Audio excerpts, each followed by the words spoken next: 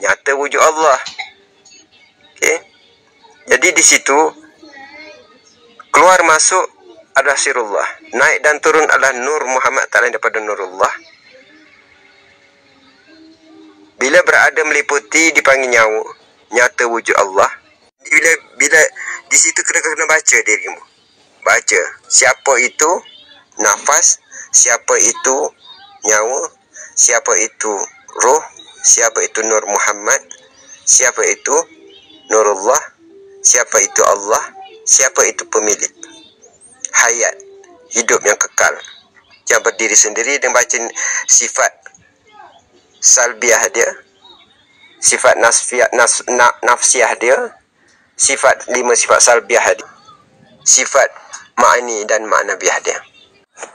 Tentang kitab diri, perjalanan Rasulullah apabila dia berada di Gua Hira tu, dengan kedatangan kehadiran malaikat Jibril tu, suruh dia baca Iqra bismi rabbikal ladzi khalaq, bacalah olehmu dengan atas nama Tuhanmu. Tujuan dia suruh baca tu, baca untuk mengenal Allah.